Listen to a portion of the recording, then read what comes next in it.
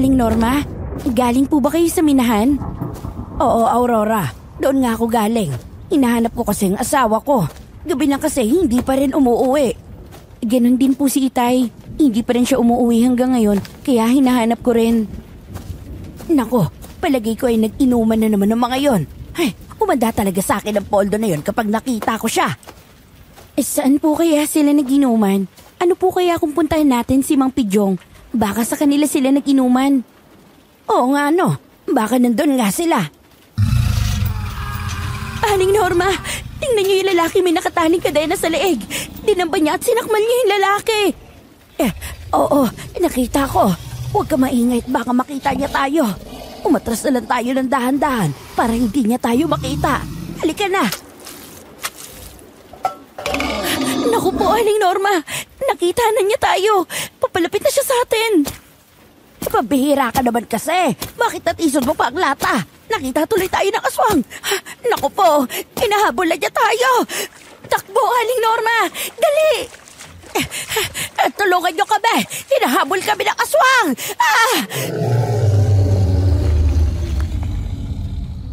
Lesson learned. Hindi lahat ng taong nagpapakita ng kabutihan ay talagang mabuti ang kalooban. Yung iba kunwari ay asal tupa pero ang totoo, ang ugali ay masahol pa sa mabangis na toro. Tawagin mo na lang ako sa pangalang Aurora, Sir Jupiter. Isinilang ako at lumaki sa isang malayong baryo sa Cebu, pero kasalukuyan po dito na ako naninirahan sa Quezon City. Ang hanap buhay po ng mga katulad kong babae noon ay pangangabod ng ginto sa ilog at ang mga kalalakihan naman ay nagiging minero sa mga minahan doon. Minsan naghahanap po ako ng mapapanood na pelikula sa YouTube ay napadaan po ako sa inyong channel at napakinggan ko ang mga kwento ng ating mga kababayang nag-share ng kanilang karanasan. Nakaka-relate po ako dahil minsan ay dumaan din sa buhay ko ang nakakatakot na pangyayaring nasangkot ang mga aswang.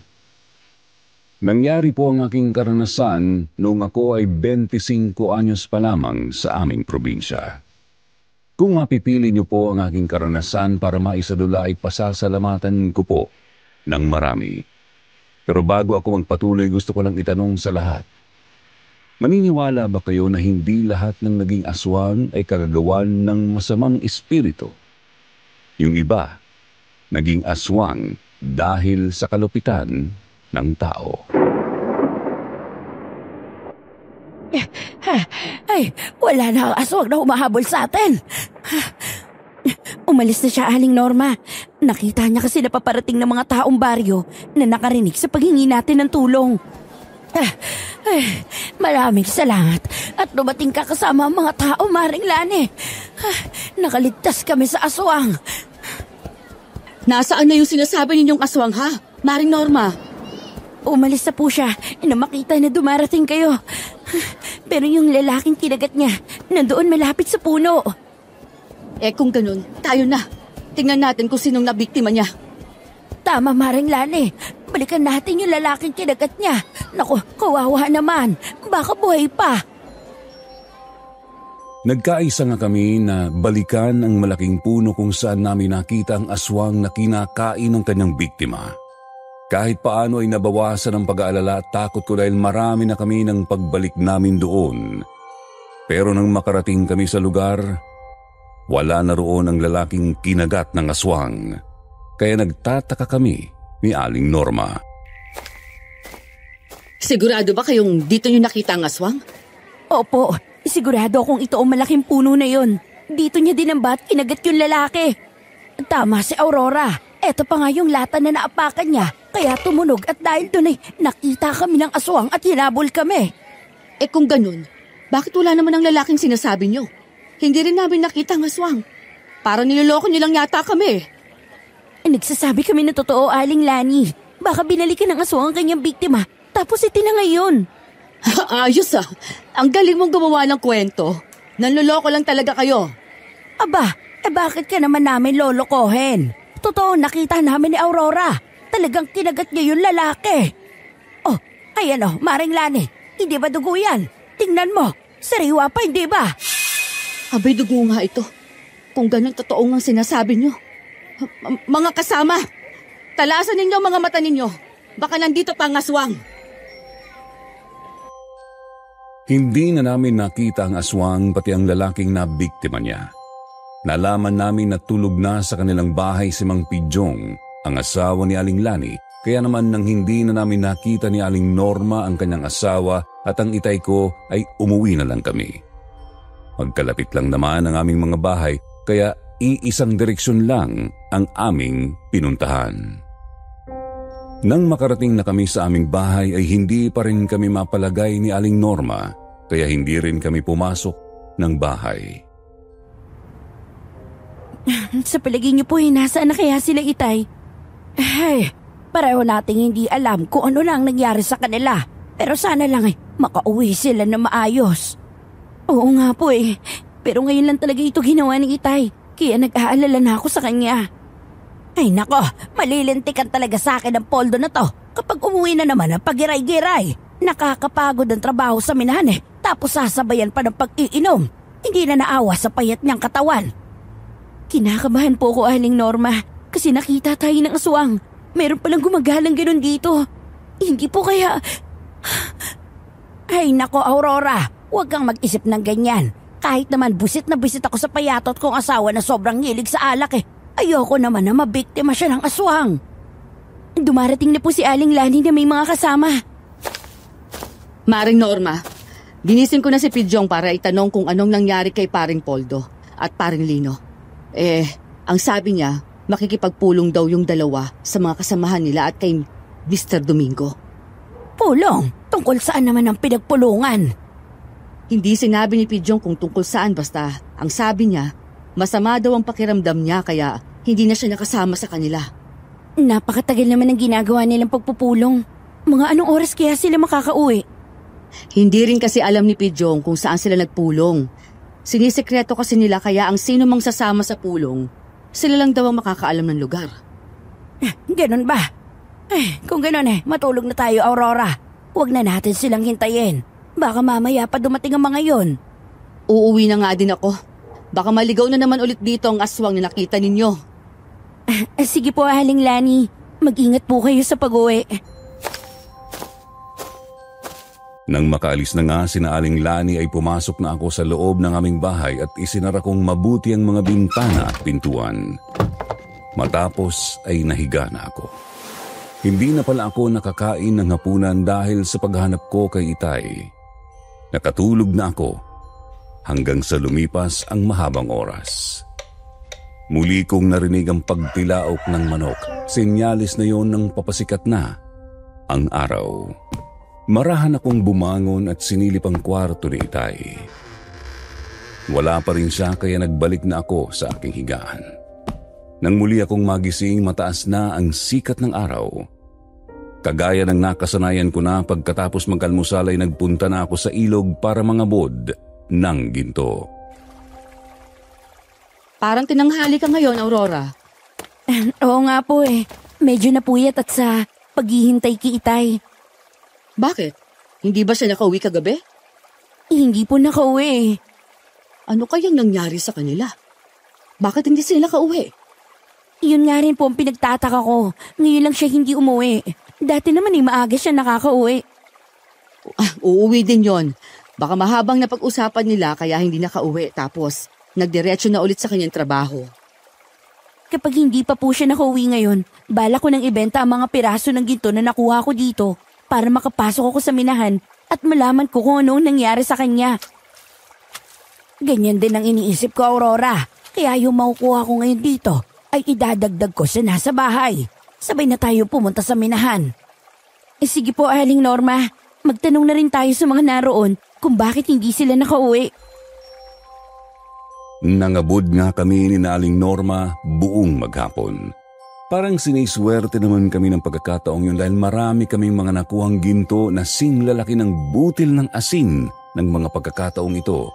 Kaya nang dumating na ang 12:00 ng tanghali, umahon na kami ni Aling Norma. Pagkatapos kong kumain ng tanghalian ay nagpalit ako ng damit matapos ay pinagsama-sama ko na ang mga naipon kong mga butil ng ginto sa pangangabod. Tapos ay lumabas na ako ng bahay. Nakabihis na rin sa Aling Norma. Nagpunta na kami ng minahan dahil sila din naman ang bumibili ng mga nakukuhang ginto ng mga kagaya namin. Parang maraming nakuha ang ginto ngayon, Aurora. 1 linggo ko po na inipon yan, Don Facundo. Napakasipag mo, anak. Matutuwa na naman ang itay mo niyan kasi malaki na naman ang pera mo ngayon, ano?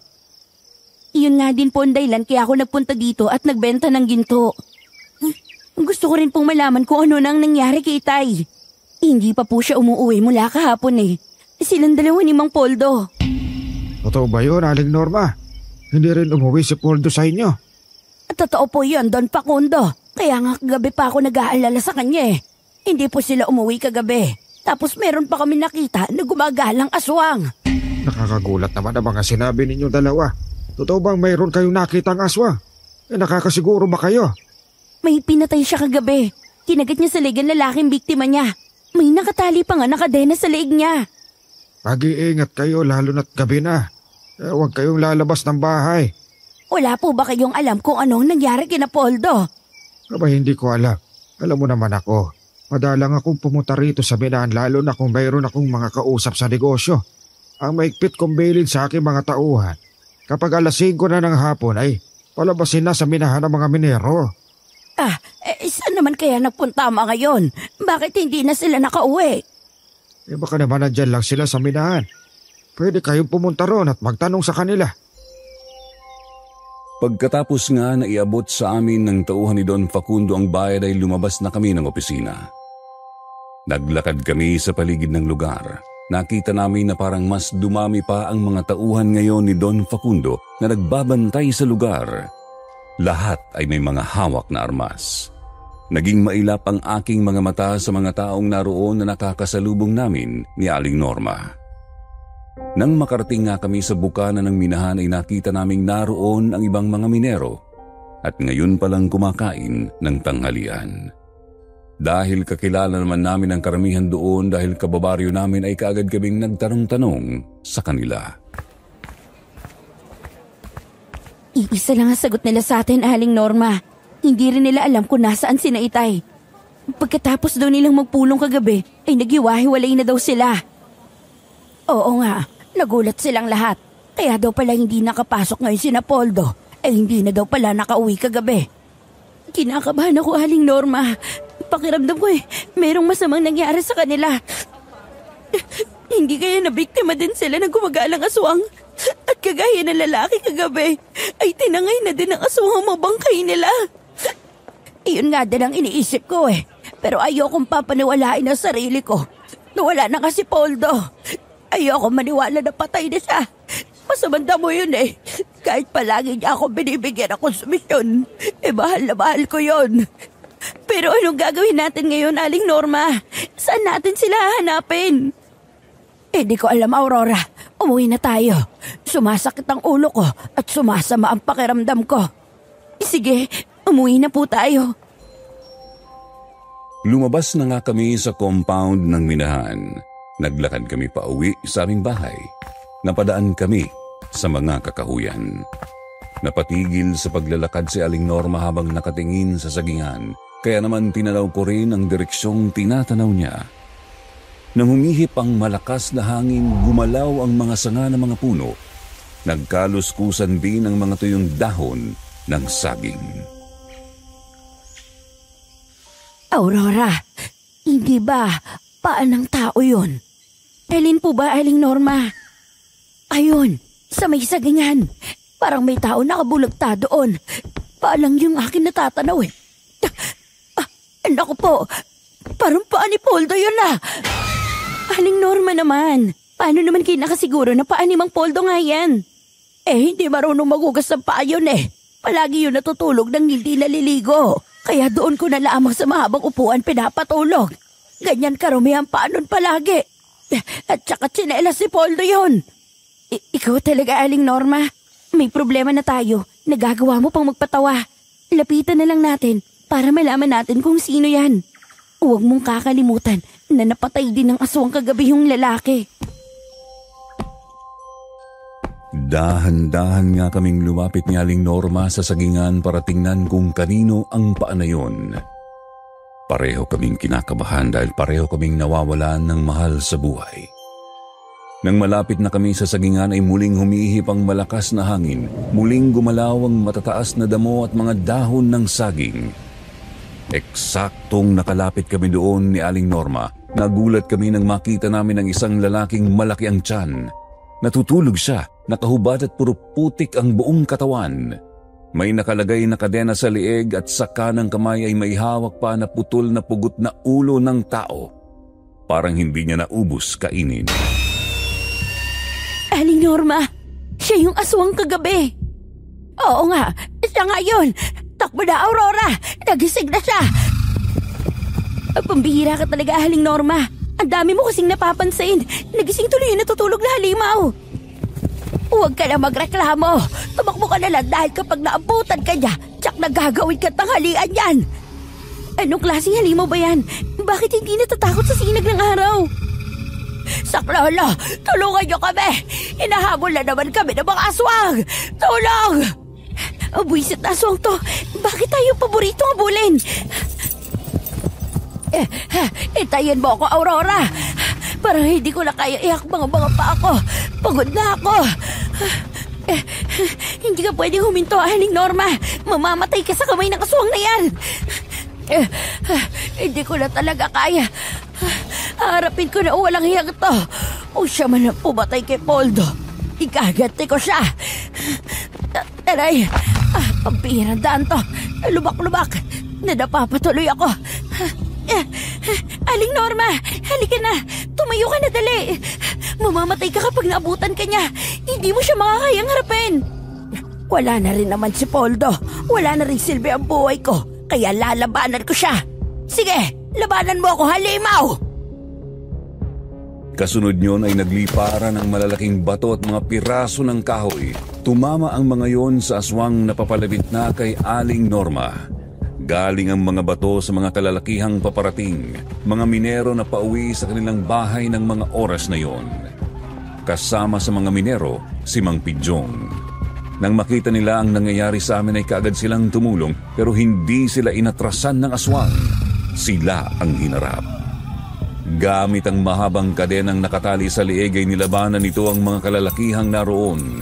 Bawat hampas nyon ng kadena ay mayroong kalaban na tinatamaan. Inilayo ko na si Aling Norma sa kaguluhan pero desperado talaga siyang makaganti sa aswang. Bumitiw siya sa akin at lumapit sa mga lalaking kinakalaban ng mga aswang. Aling Norma, umalis ka na dyan. Pabayaan mo na ang mga minero na lumaban sa kanya. Hindi ako aatras. Lalabanan ko siya. Aray ko, ang walang hiya. Tinamaan ako ng kadena sa tuhod. Aurora, tulungan mo ako. Hindi ako makalakad. Akala ko ba ilalaban ka? Hindi na. Nasa pula ako sa tuhod ng kadena. Nadagdagan pa ng bukol itong gasgas ko. Walang hiyang aswang na yan. Salot talaga. Huwag ninyong pakakawala ng aswang na yan. Pinatay niya ang lalaking nandun sa sagingan. Kapag nakawala pa yan at nabuhay, siguradong marami pang tao mabibiktima niya. Pidyong, patayin niyo ng salot na yan. Walang puso ang halimaw na yan na pumatay sa lalaki kagabi. Pero parang hindi naman siya tinatablan, Aling Norma. Parang hindi niya iniinda ang pag-atake ng mga minero. Tirahin mo kaya sa ulo, Mang Pidyong. Tiyak na babagsak ang aswang na yan. Isang malaking bato ang inihagis ni Mang Pidyong na tumama sa mukha ng aswang. Kaagad na pumutok ang noon yon at umagos ang dugo. Nang mahilam sa dugo ang mga mata ng aswang at hindi na siya makakita ay sinamantala na ng mga tao na salakayin siya. Pero lumaban pa rin siya kahit duguan na. Bawat malapitan niya ay kinakagat niya sa iba't ibang parte ng katawan. Sa talim ng kanyang ngipin, napupunit ang balat ng bawat minerong makagat niya. Hanggang isa sa mga minero ang nakakuha ng matulis na kahoy, isinaksak sa dibdib ng aswang. Kinuha naman ng isa ang kadena at hinatak papunta sa puno. Itinali doon ang kadena ng aswang. Doon na siya nang hina dahil sa malalim na sugat sa dibdib. Buti nga sa'yong walang hiya ka. Dapat ka lang na mamatay. Kung ikaw ba na may kagagawan sa pagkawala ng asawa ko, nakaganti na siya sa'yong walang hiya ka. Aling Norma, Ngayon pa ba kayo iiyak? Kung kailan nakaligtas na tayo sa aswang na yan?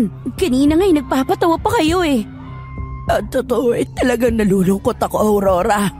Dinadaan ko na lang sa pagpapatawa. At nagagalit ako kay Poldo. Pero hinahanap-hanap ko na ang asawa ko. Huwag po tayong mawala ng pag-asa. Hanggat hindi natin nakikita ang bangkay nila, huwag nating iisipin na wala na sila. Ako nga din po eh. Hindi na maalis ang kaba sa aking dibdib. Pero patuloy ako umaasa na buhay pa si Itay. Sabi pa naman nila Imelda at Francis ay darating sila sa linggong ito dahil magbe-birthday nga si Poldo. Gusto nilang dalawin ang kanilang tiyuhin at ipaghahanda daw nila. Sino pong Imelda at Francis? Mga pamangkin ni Poldo. Tsak na magugulat sila kapag nalaman nilang nawawala ang tiyuhin nila. Maya-maya ay naputol ang pag-uusap namin nang dumating si Don Facundo na kasama ang ilan sa kanyang mga tauhan. Kaagad silang lumapit sa bangkay ng aswang. Saglit niya itong tiningnan tapos ay nakita niya na umiiyak pa rin si Aling Norma kaya lumapit siya sa amin. Ay mga minero tumakbo sa opisina. Sinabi hinahabol daw kayo ng aswa kaya napasugod ako rin eh. Mabuti na lang walang nasaktan sa inyo. Si Aling Norma po. Ang laki ng bukol niya sa tuhod kasi tinamaan ng kadena ng aswang. Tsaka marami din siyang gasgas. Nadapa kasi nang hinahabol kami kanina. Mabuti na lang at tumating si Rapidjong. Kung hindi, baka nakagata ako ng aswang na yun. Nako, ganun ba? O ito ang pera. Pumili ka ng gamot at gamutin mo yung mga sugat mo. Maraming salamat po, Don Facundo. Buhatin nyo na ang aswang na yan. Ibalot nyo na sa banig tapos ilibing nyo na. Halika na, Aling Norma. Iuwi na kita sa inyo. Sige, alalayan mo nga ako, Aurora. Uuwi na kami, Don Facundo. Maraming salamat po ulit. Sige, mag-iingat kayo. Hayaan nyo at tutulong ako sa paghahanap sa mga nawawala ninyong kaanak ha. Kung may kailangan pa kayo, huwag kayo mahihiyang lumapit sa akin. Opo, salamat po, Don Facundo. Inalalayan ko na lang si Aling Norma at inakay ko na pauwi sa kanilang bahay. Inihiga ko siya sa papag nila para makapagpahinga siya. Ako na rin ang nagluto ng hapunan niya. Doon na rin ako kumain sa kanila at matapos yun, umuwi na ako sa amin. Muli kong sinilip ang kwarto ni Itay. Kagaya ng dati ay wala pa ring pagbabago sa kanyang mga gamit. Walang palatandaan na umuwi siya kaya muli ay malungkot akong natulog sa aking kwarto. Kinabukasan maaga pa ay naririnig ko na ang boses ni Aling Norma. Kaya pagbangon ko ay binuksan ko ang bintana ng aming bahay at nakita ko nga siya. Magandang umaga po, Aling Norma. Maayos na ba ang paan ninyo? Hindi pa masyado, Aurora. Pero kaya ko nang tumayo at maglakad. Halika nga muna sa bahay. Doon ka na mag-almusal at marami akong pagkain doon. Dala ni Imelda. Dumating na po ang pamangkin ninyo? Kaya pala masaya na kayo. May makakasama na kayo pansamantala sa bahay. Oo, kadarating lang niya at marami siyang dalang pagkain. May suman at kutsinta. Meron ding putong puti, tsaka kalamay. Hindi ko naman mauubos yun, kaya halika na. Saluhan mo kami. Nako, salamat po, Aling Norma. Kaya lang po parang nakakahiya naman sa pamangkin ninyo. Huwag ka nang mahiya. Mabait yung si Imelda. Matanda lang ng konti sa'yo. Kaya halika na. Sumama ka na sa akin. Sige po. Sandali na po at mag-aayos lang ako ng aking sarili. Naghilamos ako sandali at nagsuklay pa ako bago lumabas ng bahay. Sumama na ako kay Aling Norma papunta sa bahay niya. Nang pumasok kami sa bahay niya ay nakita kong naroon nga ang dalawang bisita ni Aling Norma. Kaagad niya akong ipinakilala sa kanyang pamangkin na si Imelda at sa kasama niyon na si Francis. Nang makipagkamay sa akin ay bahagya siyang kumindat kasabay ang matamis na ngiti. Kaya medyo nahiya ako. Maraming salamat sa ginawa mong pag-aalaga kay Tia Norma ha. Talagang nakakalungkot lang ang biglang pagkawala ng Tio Poldo. Magkasabay silang nawala ni Itay. Ang sabi ng kanilang mga kasamahan ay nagpulong sila. Tapos ay nagkanya-kanya sila ng uwi. Nagtataka lang din silang lahat kung bakit hindi pala nakauwi si na Itay. Tungkol saan ba ang pagmimitingan natin? Hindi malinaw pero tungkol yata sa paghingi nila ng dagdag sahod sa minahan. Sila kasi ang nangunguna sa pagtayo ng grupo ng mga minero na maghahain ng reklamo kay Don Facundo. Hindi kaya may kinalaman sa minahan ng pagkawala nila? Anong ibig mong sabihin? Ang pagbuo ng grupo at pagmimitingan tungkol sa paghihingi ng dagdag na sahod ay malaking insulto sa may-ari ng minahan. Baka mamaya nagalit sa kanila yun kaya ipinaligpit sila. Sa palagay ko ay hindi naman ganun si Don Facundo kasi hindi nga din niya alam ang nangyari. Nagulat nga din siya nang malaman na hindi pa nakakauwi sina Poldo. Tia Norma, wala namang kriminal na umaamin sa kanyang kasalanan. Huwag kayong bastang maniniwala sa magandang ipinapakita sa inyo. Sa palagay ko, tama si Francis. Kailangan natin itong imbestigahan para malaman natin ang katotohanan. At kung talagang may paglabag sa nangyari, dapat po managot ang mga may kasalanan. Maraming mga tauhan si Don Facundo sa minahan. Armado ang mga yun. Paano tayo mag-iimbestiga? Pwede pumasok tayong mga minero. At kung kailangan talaga ng backup, edi tatawag tayo sa kampo. Kampo ba ang sinabi mo? Ang ibig sabihin pulis ba kayo o sundalo? Mga sundalo kami, Aurora. Nanghingi lang kami ng bakasyon ni Francis kaya dumalo kami dito. Magpinsan kami nitong si Francis. Kaya pala ganyan kaiksi ang buhok mo. Tsaka iba ka kung tumindig Kanina ko pa sana itatanong sa'yo kung tomboy ka. Nahihiya lang ako. Babaeng-babae ako, ano ka ba? Huwag kang mailang sa akin. Dahil kahit gaano ka kaganda, hindi kita magugustuhan, ano? Siyempre, lalaki pa rin ang gusto ko. Ganun ba? Pasensya ka na Nagkamali ako ng pag-iisip sa'yo. Siya nga pala, ilihim mo ang tungkol sa amin ha. Para maayos tayo makakilos sa paghahanap natin kay Tio Poldo. Oo naman, mapagkakatiwalaan niyo ako. Nang sumunod na araw ay nalaman namin na nawawala na din sina Aling Lani at Mang Pidyong. Sabi ng mga anak nila ay hindi na daw sila nakauwi ng nakaraang gabi. Kaya nag-iiyakan na sa gutom ang mga anak nila. Paano ay 10 taon lang ang panganay ni na Aling Lani? Tangikalawa ay 8 taon lamang kaya naawa si Aling Norma at kinuha na lang muna ang 2 bata para doon na muna tumira sa kanya pansamantala. Hindi na talaga magandang nangyayaring ito. Hindi lang pala sila Maring Lani at Pidyong ang nawala kagabi. Pati na rin ang iba pa nilang kasama na nakisimpatya sa kanila sa paghahangad ng aumento ay nawawala. Kung ganoon, kailangan po natin makakuha ng matibay na ebidensya. Kailangan natin malaman kung paano sila nawawala. Paano po kaya kami makakapasok sa minahan bilang minero? Hindi tayo basta-basta makakapasok sa minahan dahil mahigpit ang seguridad nila. Maraming bantay, kaya kailangan talaga na makapasok kayo bilang mga minero. Ngayong marami nang nawawalang mga minero, kukulangin na sila ng tao. Baka ilang araw lang magganap na sila ng mga kapalit ng mga yon. At yon ang aantayin natin. Sige, pupunta na muna ako sa ilog. Kailangan kong mangabod. Ngayong nawala na si Itay, wala na akong ibang aasahan. Kailangan kong kumilos para hindi ako mamatay sa gutom. Sige, ikaw na lang muna mangabod, Aurora. Namamaga pa ang tuhod ko dahil sa sugat. Masakit ito kapag nababad sa tubig. Abay, sasama ako sa'yo, Aurora. Gusto ko maligo sa ilog at matutunan ko rin kung paano mangabod ng ginto.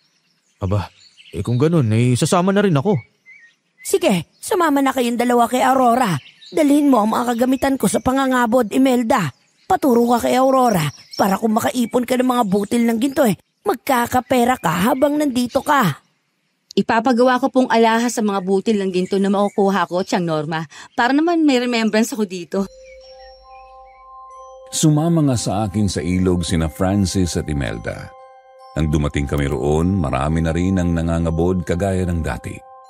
Tinuruan ko sila kung paano mangabod na ginto. Itinuro ko rin sa kanila ang mga lugar na posibleng mayroong makukuhang butil ng ginto. Noong una ay parang nandidiri si Imelda lalo na kapag nakikita ang madilaw na putik sa gilid ng ilog. Pero nang malaman niya na yun ang katas ng ginto ay naging pursigido siya lalo na nang makakuha siya ng 3 maliliit na piraso ng ginto. Wow! Ganito lang pala ang dapat gawin para makakuha ng mga ginto na singlaki ng buhangin. Kapag naipon ng mga yan ay dadami din. At kapag madami na, pwede mo nang ibenta. Per gramo ang bayaran yan dito sa amin. Francis, bakit parang natitigilan ka? May problema ba? Kakaiba lang ang pakiramdam ko sa ihip ng hangin. Naalala ko kapag nasa misyon tayo at naghahanap ng mga rebelde. Parang merong taong kanina pa nakatingin sa atin. Ha? May taong nakatingin sa atin, Francis? Pero, nasan? Nandun sa talahiban. Parang may kumikilos kasi dun eh. Sandali nga titignan ko. Mag-iingat ka, Francis. Maingat nga na nilapitan ni Francis ang lugar na itinuturo niya. Nagulat siya nang makarating doon. Nakita niya na isang babaeng sugatan ang naroon at nangangailangan ng tulong, kaya kaagad niya kaming tinawag. Nang lumapit kami ni Imelda ay nagulat ako nang makitang si Aling Lani pala ang babaeng naroon na kanina pa nakatingin sa amin. Hinang-hina na siya sa dami ng galos at pasa sa katawan, kahit ang mukha niya ay maraming sugat. Diyos ko, Aling Lani, anong nangyari sa inyo? Basang-basa kayo at ang dami niyong sugat. Aurora, tulungan niyo ako! Tulong! Anong nangyari sa inyo? Bakit kayo nagkaganyan? May mga aswang na may kadena sa leeg ang sumalakay sa amin ni Pidjong kagabi. Nahuli siya ng mga yon. Pero ako, nakatakbo hanggang sa mahulog ako dito sa ilog. Nagtago ako sa malalaking bato kaya hindi nila ako nakita. Pero napilayan ako kaya hindi na ako makalakad. Kung ganun pala ay marami ang aswang na ganun ang gumagala dito sa ating lugar. Oo, Aurora. Kaya yung napatay ni Pidjong na sumalakay sa inyo, gumante mga kasamahan at sinalakay kami kagabi. Nahuli din nila ang iba pang minero na kasama ni Pidjong. Tulungan niyo ako! Sige po, Aling Lani. Naku, Diyos ko! Aling Lani, gumising ka! Nawalan lang siya ng malay, Aurora. Sumuko siguro yung katawan niya sa sobrang dami ng pasa at sugat. Tara na, umuwi na tayo. Kailangan natin siya magamot. Tayo na. Hindi siya dapat mamatay. Siya ang makakatulong sa atin sa mga bagay na gusto pa nating malaman tungkol sa pagkawala ng mga tao dito. Binuhat nga ni Francis ang walang malay na si Aling Lani at umahon na kami sa ilog. Medyo malayo din ang ilog sa aming bahay pero dahil isang sundalo si Francis ay sanay ang katawan niya sa mga ganoong sitwasyon. Tuloy-tuloy niyang binuhat ang walang malay na si Aling Lani hanggang sa makarating sa bahay ni Aling Norma. Nag-iyakan ang mga anak ni Aling Lani nang makita ang sitwasyon ng kanilang ina. Dahil basang-basa ang damit ni Aling Lani ay nagtulong na kami ni Imelda na palitan yun. Matapos ay hiniga ng maayos sa papag na naroon at ginamot ang mga sugat. Kailangan pa ba natin siyang dalhin sa ospital? Kaya lang ay malayo yun dito kasi nasa bayan pa. Nanghina lang siya kaya siya nawala ng malay. Pero ayos naman ang pulso niya eh. Kapag makabawi siya ng lakas, magigising din siya. Saan niyo ba siya nakita? Paano daw siya nakarating sa ilog? May mga aswang daw na mayroong kadena sa leeg. Sila daw ang umarang sa kanila. Nahuli ang asawa niya at ang iba pa pero nakatakas siya. At sa pagtakbo, doon siya nahulog sa ilog. Nakapagtago lang daw siya sa mga bato kaya siya nakaligtas. Kung gano'n marami pala ang mga aswang na gumagala dito sa atin. Oo, Tia Norma. May mga kadena daw sa leeg, sabi ni Aling Lani. Akala ko pa naman nang mapatay ang aswang na yun tapos na ang lagim. Naku Diyos ko, hindi pa pala. Nakakatakot na talaga dito sa lugar natin. Kaya nga po iba yung pag-iingat ang dapat nating gawin. Kailangan gumaling at magkamalay si Aling Lani para masabi niya sa atin ang mga kailangan nating impormasyon. Nasabi na niya, diba? Mga aswang ang dahilan ng pagkawala ng mga minero. Walang kinalaman ng minahan at si Don Facundo. Kung ganun po pala, talagang wala na sina Itay at Mang Poldo? Oo, Aurora. Ginawa na nila Chibog ang dalawa na yun. Kaya kahit ano paghahanap natin, ay hindi na natin sila makikita. Iisa lang po ang magagawa natin sa ngayon. Ang hanapin ng katarungan para kay Tio Poldo at sa iba pa. Kailangan mapigilan ang mga aswang na yan. Tama si Francis. Kailangan putulin na ang ugat ng lahat ng kaguluhang ito. Kailangan malaman natin kung sino ang mga aswang na yun. Isasama ako sa inyo. Igaganti ko ang aking Itay. Makalipas ang ilang araw ay nakabawi ng lakas si Aling Lani dahil na rin sa matyagang pag-aalaga ni Aling Norma. Lumakas siya at nakabangon. Nalaman namin mula sa kanya na mayroon pang 3 aswang na mayroong nakakabit na kadena sa lieg. Ang mga yon ang mga dumudukot sa mga minerong nawawala. Pero kasabay ng panggising ni Aling Lani, dumating din sa lugar namin si Don Facundo kasama ang mga tauhan niya. May dala silang jeep kung saan doon nakalagay ang mga sako ng bigas.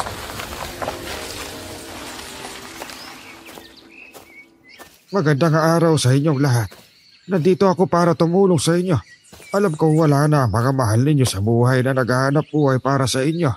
Kaya tanggapin ninyo ang bigas at mga dilatang ito. Marami pong salamat, Don Facundo. Isang sakong bigas ang ibinigay nyo kay Aurora at isang supot ng sari-saring dilata. Ganon din ang ibigay nyo dito kay Norma. Nako, maraming salamat po, Don Facundo. Malaking tulong po sa amin ang bigay ninyong ito. Mga tauhan ko kayo, kaya hindi ko kayo maaaring pabayaan. O siya, kami ay aalis na at pupuntahan pa namin ang mga pamilya ng mga minerong nawawala para tulungan din sila. Don Facundo, alam niyo po bang nawawala din si Pidyong? Abay, kaya pala hindi na rin siya pumapasok sa minahan. 4 silang hindi na pumapasok. Iyon nga ang aalamin ko ngayon. Pansamantala po sa akin na tumira si Aling Lani at ang anak po nila. Si Mang Pidyong po kasi ay dinukot din ng mga aswang na may mga kadena sa leeg. Hindi pa makakilo si Aling Lani kaya dito na muna sila sa akin. Totoo ba ang sinasabi mo, Aurora? Opo, Don Facundo. Nandito po ako. Salamat na lamang kay Maring Norma at inalagaan ako. Pati ang aking mga anak. Yung mga aswang na sinasabi na Aurora, totoo ba yun? Hindi ba't napatay na ang aswang na yun? Totoo po yun. Hindi lang nag-iisa ang aswang. Mayroon pang ibang mga aswang na kagaya nila ang gumagala dito sa aming baryo. Nakuha nila si Pidyong. Mabuti na lamang po at nakatakbo at nakatakas. Ay kung ganon, dapat ka palang mag-ingat, Lani. Baka balikan ka ng mga halimaw na yon. O sige, bibigyan na lang kita ng isang sakong bigas at mga dilata para may pagkain kayo ng anak mo. Marami pong salamat. Aalis na sana si Don Facundo nang mapansin niya sina Francis at Imelda na nakatayo sa tabi ko. Marahan siyang lumapit sa amin at tiningnan sina Francis at Imelda. Matagal silang tinitigan. Nang tumingin din sa kanya ng diretso sina Francis at Imelda ay parang umiwas si Don Facundo. Muli siyang lumapit kay Aling Norma. At sino na ba na dalawang yun na nandito sa harapan ng bahay mo? Mga pamangkin ko po, dumayo dito para maghanap ng trabaho. Ganun ba? Ang totoo niyan ay marami na sa mga minero ang nawawala. Kulang na nga ang trabahador. Kung kaya nila ang pagmimina ng ganito ay pwede silang pumasok sa akin. Nako marami pong salamat. Francis, Imelda, makakaya niyo daw ba ang trabaho sa minahan? Mga magsasaka po kami, Don Facundo. Kaya sanay po kami sa mabibigat na trabaho. Kaya po namin yun. Oo nga po, Don Facundo. Trabaho po ang hanap namin, kaya kahit ano po papasukin naming mabuhay lang. Sige. Bukas na bukas ay magpunta kayo sa opisina ko. Hanapin niyo si George para mailista na yung mga pangalan ninyo na bagong minero. Pwede na rin kayo magsimula bukas. Don Facundo, baka naman pwedeng ako na lang po ang pumalit sa aking itay. Kailangan ko rin po ng trabaho para mabuhay. Sige, sumama ka sa kanila bukas. Sa akin naman wala akong pakialam kung lalaki ka o babae. Ang mahalaga sa akin ay kung kaya mo ang trabaho. Maraming salamat po, Don Facundo. Nang mabigyan din ng bigas at dilata si Aling Lani ay umalis na sina Don Facundo. Binuhat naman ni Frances ang mga bigas at dinala sa aming bahay. Kaya naman umuwi na rin kami ni Aling Lani. Mabilis ang naging paglipas ng mga oras. Nang kumalat ang dilim ay narinig namin ang malalakas na tahulan ng aso. Napabalikwas ako sa pagkakahiga nang pumasok sa aking kwarto ang anak ni Aling Lani at binulungan ako na kailangan daw ako ng inay nila. Kaagad naman akong bumangon at pinuntahan si Aling Lani sa dating kwarto ni Itay. Dalian mo. Kunin mo ang itak, Aurora. Bigyan mo din ako ng magagamit ko pang proteksyon sa aking sarili. Bakit, Aling Lani? Meron bang problema? Pakiramdaman mo ang paligid ng bahay mo. Anong naririnig mo? Parang may humihila ng kadena, Aling Lani. Tama ka. Natitignan ko nga sa paligid ng aswang at ako ang pakay niya. Kaya humanda ka, Aurora. Baka pwersahang pumasok yun dito. Teka, sandali lang po at kukunin ko ang itak at karat sa kusina. Heto ang karat, Aling Lani. Ikaw ang gumamit niyan. Salamat! Mga anak, lumapit kayo sa akin! Nang mapansin ko na hindi maayos ang pagkakasara ng bintana ay marahan akong lumapit para ayusin yon. Nakaawang kasi siya, kaya hinatak ko. Pero hindi ko mahatak ang bintana, parang may pumipigil doon. Huli na para malaman ko na naroon pala ang aswang at pinipigilan ang bintana.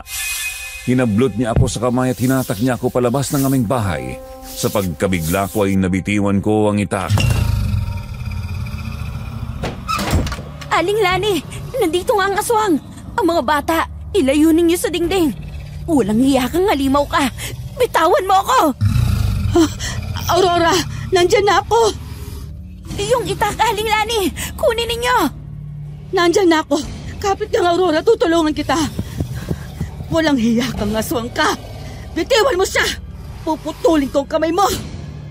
Bago pa mataga ni Aling Lani ang aswang ay binitiwan na yon ang aking kamay, kaya naman madali kong naisara ang bintana. Inayos ko ang kandado yun. Muli kong dinampot ang aking itak at muling pinakiramdaman ang paligid. Si Aling Lani naman ay napasandal sa dingding namin na yari lang sa lawanit.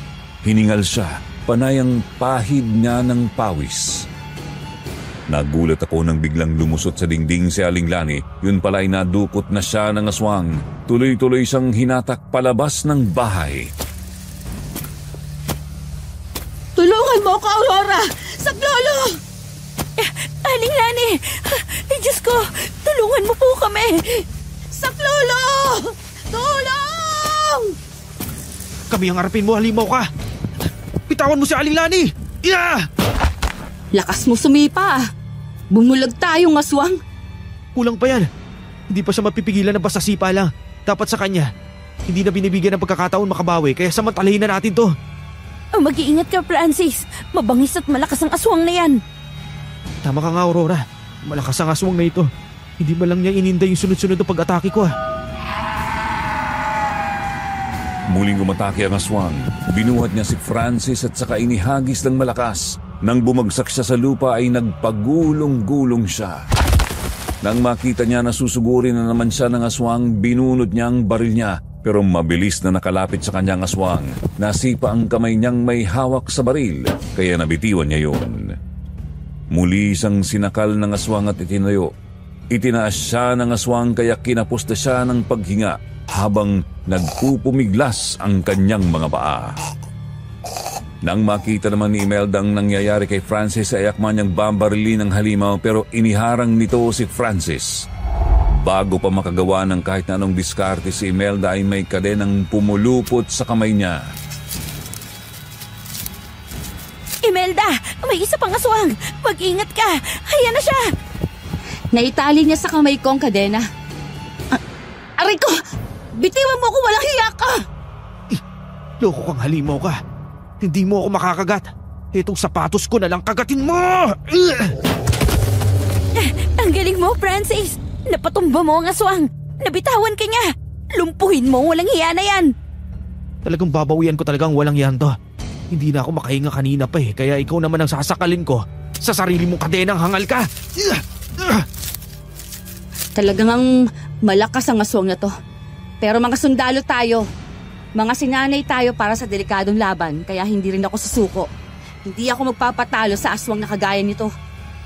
Tutulungan kita, Imelda. Hayop ka! Bitawan mo si Imelda! Nang tagain ko ang aswang ay umiwas siya kaya nabitiwan niya si Imelda. Napaatras siya kaya nagkaroon ng pagkakataon si Imelda na makuha ang nabitiwan niyang baril at pinaputukan ng aswang. Nang tinamaan yun sa katawan ay nakaramdam yun ng panganib kaya naman umatras yun sa dilim at tumakbo. Habang ang kalaban ni Francis ay hindi na magawang makawala, nasakal na yun ng sarili niyang kadena at namatay. Nakatakas ang isang aswang, pero nasugatan ko siya ng malubha. Habulin natin. Hindi siya dapat makalayo. Baka mamaya magsumbong kayo sa mga kasamahan niya Pero mas maganda kung malaman natin kung nasaan ang kuta nila, hindi ba? Tama si Aurora. Tayo na. Meron akong flashlight dito. Sundan natin ang aswang. Sa banda roon, dali! Ayun siya! Sandali! Anong lugar to? Tingnan niyo yung mga aswang. Pumapasok sa butas na pader. Compound na ito na minahan, Francis. Likurang bahagi. Malapit na sa bukana ng lagos ang pinagmiminahan. Bakit siya pumasok dito? Di sundan natin para malaman natin. Sandali. Maraming armadong bantay dito sa compound na minahan. Baka mapagkamalan tayong magnanakaw. Mas maganda nga kung malaman ng mga gwardiya na nandito tayo sa loob ng compound para masabi natin sa kanila na mayroong aswang na nakapasok dito. Pero mas maganda pating hindi tayo makita ng gwardya. Pagkapasok namin sa loob ay nakita na agad namin ang kamada ng mga drum ng krudo na ginagamit ng mga minero sa mga makina na ginagamit sa pagmimina. Sa dami ng mga drum na nakakamada ay maraming pwedeng mapagtaguan ang aswang. Kaya maingat kaming pumasok doon. Mailap ang aming mga mata hanggang sa marinig namin ang kalansing ng kadena na nakakabit sa leeg ng aswang. Nang masilip namin ay pumasok na yun sa loob ng yungib ng minahan. Susundan pa ba natin sa yungib ang aswang? Doon kaya ang kuta nila? Hindi natin alam kung doon nga ang kuta nila. Pero delikado tayo kapag pumasok sa yungib kasi hindi pa natin kabisado ang pasikot-sikot dyan Tama ka. Hindi natin alam kung dyan lang siya tumakbo kasi sinusundan natin. O kaya naman, dyan talaga ang kuta nila. Sige, umalis na tayo dito. Baka may makakita pa sa atin na gwardya at mapagkamalan pa tayong magnanakaw. Sige, tayo na. Bumalik tayo doon sa butas na pader. Pagpasok natin bukas, aalamin natin ang bawat sulok ng pinagmiminahan natin. Putok yun ang barila. Saan ba na yun? Baka nakita ng mga gwardyang aswang. Tingnan natin. Sa banda doon, sa bukana ng yungib. Maingat nga kaming nagtago sa mga kamada ng drum ng krudo para mapuntahan ang lugar kung saan narinig namin ang malalakas na putok. At nakita nga namin sina Don Facundo at ang mga gwardya ng minahan na mayroong mga hawak na baril. Sa harapan ni Don Facundo ay nakabulagta na ang aswang.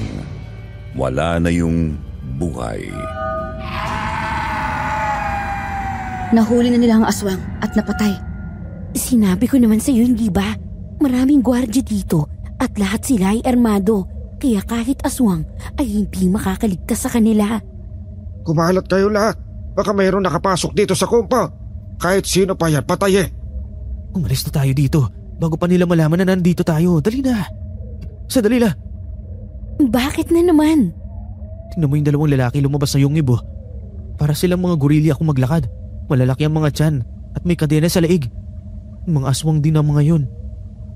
Nakakapagtaka nga no. Tara na, sabahin na natin pag-usapan to. Baka mamaya malaman pa nila Magkagulo pa. Mabilis nga kaming nakalabas sa butas ng pader ng compound. Tumakbo kami sa kakahuyan hanggang sa makarating sa kalsada. Pabalik sa aming lugar. Pagdating namin doon ay nagulat kami nang hindi na namin makita ang bangkay ng aswang na napatay ni Francis. Wala na roon ang bangkay. Narinig ko rin ang iyakan ng mga anak ni Aling Lani kaya nagmamadali kaming pumasok sa loob ng aming bahay. At nalaman ko na wala na roon si Aling Lani. Anong nangyari dito? Nasaan ang inay ninyo? Aurora! Dinukot na mga aswang si Maring Lani! Aswang? Hindi po ba napatay na ni Francis yung aswang kanina? Oo nga, Chang Norma. Ano po kayang aswang yung sinasabi ninyo? Nung umalis kayo tatlo kanina para habulin ang aswang na sugatan, ay mayroon pa 3 aswang na dumating. Kinuha nila si Maring Lani at pati na rin ang bangkay ng kasamahan nila. Kung ganon, napakagat pala nila tayo sa bitag. Sana pala hindi natin hinabol yung aswang para hindi nagkaroon ng pagkakataon ng iba para magawa ang pakay nila. Kung ganon ay 5 pala ang aswang na umaaligid dito kanina. 2 lang ang nagpakita at namasugatan ng isa ay sinadyang magpahabol. Hindi tumigil ang mga aswang hanggat hindi siya nakukuha. Nagawa niya makatakas nung una pero ngayon ay hindi na. Kawawa naman si Aling Lani. Paano na ngayon ang mga anak niya? Hanapin natin siya sa paligid. Baka mamaya maabutan pa natin ng mga aswang na yun eh. Baka maligtas pa natin si Aling Lani. Kaagad nga kaming kumilos at naghanap sa mga kakahuyang malapit sa aming lugar pero hindi na namin nakita ang mga aswang na dumukot kay Aling Lani. Kaya malungkot kaming bumalik sa aming bahay. Puno ng pangamba ang aming kalooban sa maaaring mangyari kay Aling Lani. Baka matulad na rin siya sa mga minerong nawala at hindi na nakita. Hindi nyo na sila naabutan. Hindi na po, Aling Norma. Tia Norma, nakapasok na po ba kayo sa yungib ng pinagmiminahan po nila Tio Poldo dati? Hindi pa ako nakakapasok doon kahit minsan. Pero ang sabi ng Tio Poldo mo malawak na raw yun. Marami na mga lagusan. Yung iba nga daw tumagos na sa bundok at ang duloy kakahuyan na. Bakit mo naman naitanong ang mga bagay na yan? Kasi kanina nahuli ni na Don Facundo yung isang aswang. Pero nang makaalis na sila sa bukana ng yungib ng minahan, meron na namang lumabas na 2 aswang na may kadena sa leeg. Pumasok ba kayo sa compound? Opo, Tiyang Norma. Hinaabol nga kasi namin yung sugatang aswang kanina. Kung gano'n huwag na huwag ninyong sasabihin kay Don Facundo ang nakita ninyo. Kasi mabait nga siya, pero mapaghinala sa mga taong nasa paligid niya. Kayo na rin ang nagsabi na kahit ang aswang ay pinatay niya ng walang awa. Pero ang ipinagtataka nga po namin ay kung bakit doon din lumabas sa yungib na pinanggalingan nila ang 2 aswang. Palagay ko ito na ang hinihintay natin, Francis, Imelda. Total bukas ay papasok na kayo sa minahan. Tama nga si Aling Norma. Kung maraming lagusan ng minahan na yun, baka isa sa mga lagusang yun ang pinagtataguan ng mga aswang sa araw. Baka doon din nila dinala ang mga nawawalang minero.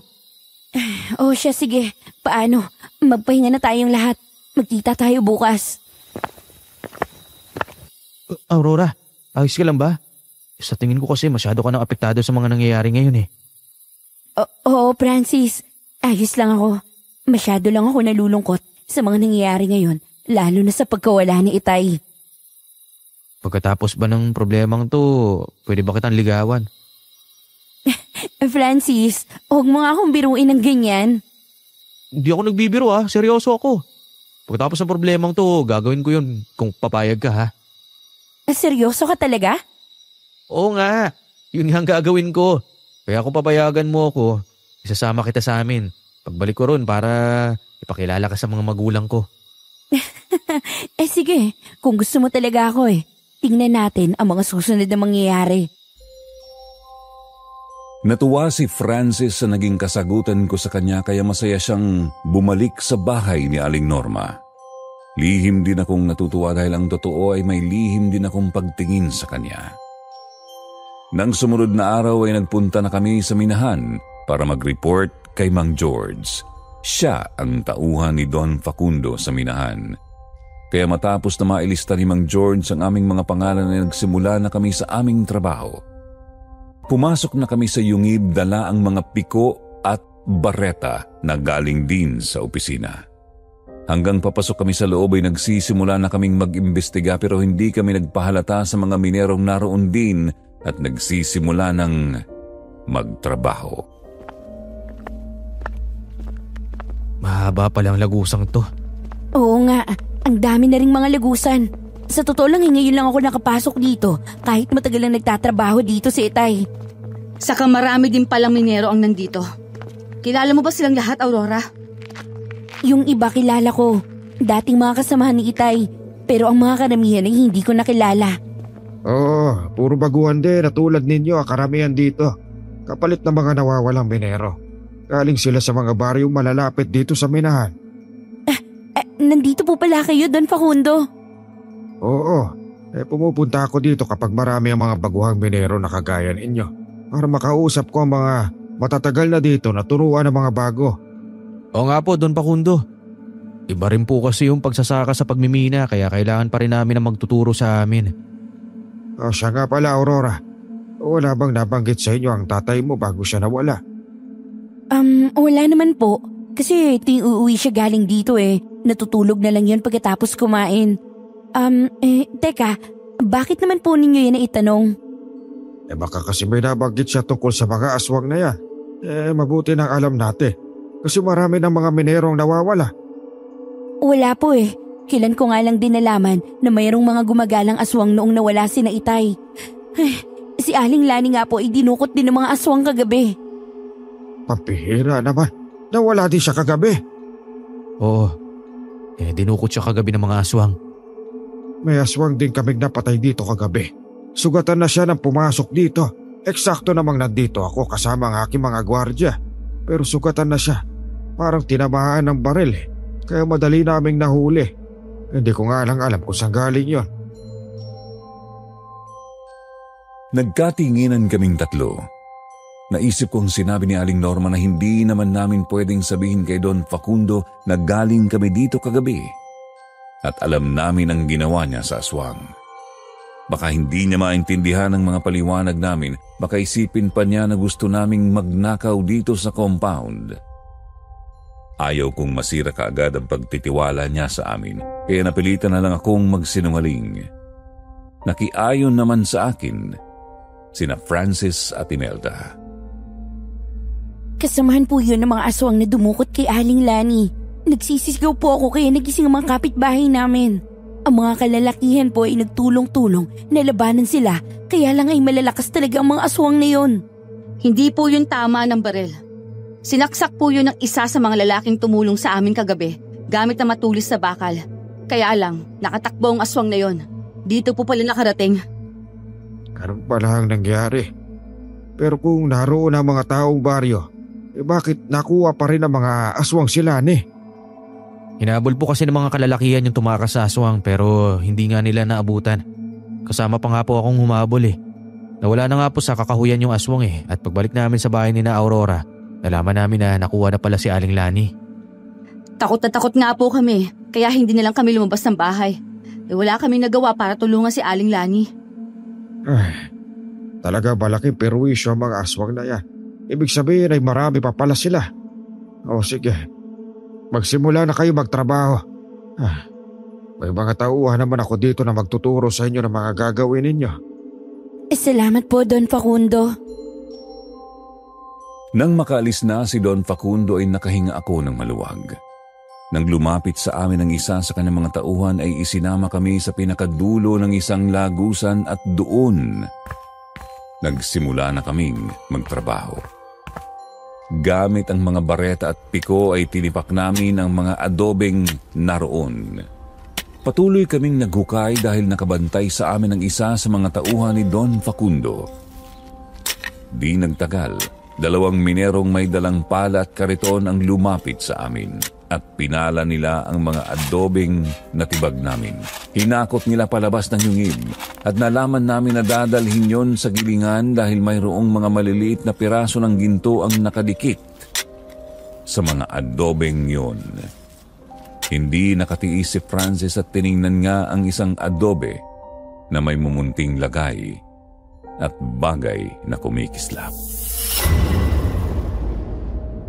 Totoo nga ang sinasabi nila na may mga maliliit nga na butil ng ginto sa mga adobe. Tama nga ang kwento ni Itay. Kapag isinalang na sa makina ang mga adobe na yan, ay humihiwalay na ang mga piraso ng ginto na yan. Tapos ay ilalagyan ng asoge para mabuo. Kaya palang bilis ng pagyaman ng may-ari ng minahan. Ganyan palang ginagawa nila. Umalis nang nagbabantay sa atin. Yung ibang mga baguhang minero naman ang babantayan niya. Mamaya kapag nagkaroon tayo ng pagkakataon, papasukin natin yung ibang mga lagusan dito. Baka meron pa tayong matuklasan. Pero mainit pa ang mga mata sa atin ng mga bantay. Palagay ko, hindi tayo pwedeng kumilos ngayon. Ang magagawa lang natin, kabisaduhin ang lugar na ito, pati ang mga lagusan. Pabalik na naman sa atin ang bantay. Baka marinig ang pinag-uusapan ninyo. Sige na, trabaho na. Mabilis ang naging paglipas ng oras. Dumating ang tanghalian kaya ang mga minero at mga bantay ay lumabas na ng minahan. Sabay-sabay kaming kumain ni na Francis at Imelda. Doon namin nakita na umalis si Don Facundo sakay ng isang van kasama ang ibang mga tauhan. Mayroon siyang dala na malaking attaché case, kasunod niya ang 2 pang sasakyan kung saan nakasakay ang mga tauhan niya na ngayon ay nakasuot na ng pang-security guard. May ginto ang laman ng mga attaché case na dala ni Don Facundo. Naniniguro siya na madadala niya ang mga yon sa pupuntahan niya nang walang aberya. Kaya isinama niya ang maraming gwardya. Baka matagal lang makabalik sila Don Facundo. Kaunti na lang yung natitirang banday dito eh. Sige na, pwede na tayong kumilos ngayon. Mag-ingat tayo sa mga nasa paligid natin. Hindi ko kakilala ang mga to. Baka isumbong nila tayo. Alam ko na yung mga yan, Aurora, kaya kanina pa habang kumakain tayo, pinagmasdan ko na yung mga kilos nila. Tama si Francis, Aurora. Mga sundalo kami, kaya alam namin ang bawat ginagawa namin. Basta, sumunod ka lang sa amin. Magagawa natin na maayos ang mga gusto natin gawin dito. Ganun ba? Sige. Matapos nga kaming kumain at muling magsimula ang trabaho ay pumasok na kami sa loob ng yungib. Pero napansin namin na walang bantay na sumunod sa amin. Karamihan kasi sa mga bantay ay isinama ni Don Facundo, kaya naman ang naiwanan ay nagbantay na lang sa labas ng minahan at sa compound. Kaya nang makapasok na kami sa loob ng yungib, napansin namin ang isang lagusan na parang may mumunting liwanag sa dulo. Pinasok namin yon at doon namin nalaman na sa dulo ng lagusan na yon ay mayroong rehas na mayroong padlock. Sa tingin ko, ito nga yung lagusang sinasabi nila Tia Norma na kinikwento ni Tio Poldo. Tingnan nyo, ang lawak ng kakahuyan sa kabila nitong rehas oh. Ano naman kayang meron dyan? Bakit kailangan palagyan ng rehas dito at lagyan ng kandado? Eh di pasukin natin para malaman. Baka dito dumadaan ang mga aswang kaya ipinasara na ni Don Facundo para wala nang madukot ng mga minero. Pwedeng ganun nga, Imelda. Kaya pasukin na natin to. Teka, dala mo ba yung baril mo? Oo, palagi ko naman yung dinadala. Nasaan ang baril mo, Imelda? Wala naman ako makita. Nandito sa paa ko sa gilid ng suot kong boots. Nakasiksik dito kaya kapag natabunan ng pantalong maong, hindi na mahahalata. Pareho kami ni Aurora kaya huwag kang mag-alala. May magagamit tayo sa oras ng kagipitan. Paano tayo makakalabas dito may padlock? Hindi naman natin yan pwedeng sirain ng piko. Tsak na makakalikha tayo ng ingay. Baka marinig pa ng iba at mabisto ang ginagawa natin.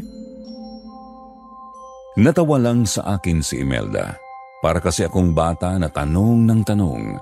Nang makita ko na kinuha niya ang kanyang hairpin at gumamit pang bukas ng padlock ay talagang humanga ako sa kanya. Talagang magaling siyang sundalo. Kaya nang mabuksan niya ang rehas ay pumasok na kami doon. Malawak na kakahuyan ang nakita namin. Pero matalas ang mga mata ni Francis. Nakita niya ang mga nahawing mga damo at mga nababaling sanga ng mga maliliit na punong naroon. Sa tingin ko, tama yung lugar na napuntahan natin.